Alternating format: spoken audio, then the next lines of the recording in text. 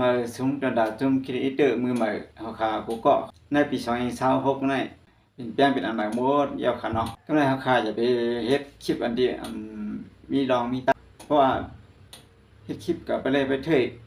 วันไหนถึงวิวเฮานั่นค่ะก็จังหายอยู่ค่ะเพราะว่าระบบนั้นเพิ่นเปลี่ยนเป็นในปี2026นี่เปลี่ยนเป็นอันใหม่หมดยาวก็ในปี2026นี่เฮาค่ะขึ้นมีเริ่มต้นอันใหม่ก็ในปี2026นี่ AI เขาได้ตรวจสอบคนอ่อนต่างจากได้ตรวจสอบคลิปนี่ค่ะเนาะเพราะว่าเขาพดต่อหนึ่งในคนตัวเฮาค่ะมันก็ได้ต้องเอาไล่ระบบก็ได้รันช่องของเฮาคนตัวคลิปของเฮานั่นก็ได้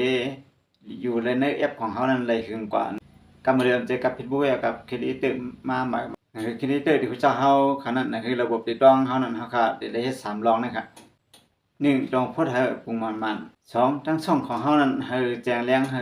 เป็นรองเหลวนี่ค่ะเฮาตั้งก็นั่นค่ะเนาะ3ให้คนด้วยคลิปเฮาค่ะนั้นฮู้เฮาว่าเฮาตั้งใจนี่ค่ะแล้วก็เฮาค่ะโหลดในเน็ตดอกคอมเมนต์อันเพิ่นถามมาฉะนั้นค่ะมันถามมาเพิ่นปันมาตั้งหันถึงที่เฮาค่ะโหลดในเน็ตดอกคอมเมนต์นี่ค่ะออกนั่นแหละระบบที่รันเฮากว่าได้เข้าถึงแล้วที่เฮาขาดได้ขึ้นใจมาสูงกว่านั้นนี่เขาสามารถมีพันนี้นี่ก็ใจติ๊กและติ๊กเซติ๊กติดตามไว้ปัญญาอย่านำตาคลิปวิดีโอดังหน้านั่นค่ะบายสูงค่ะ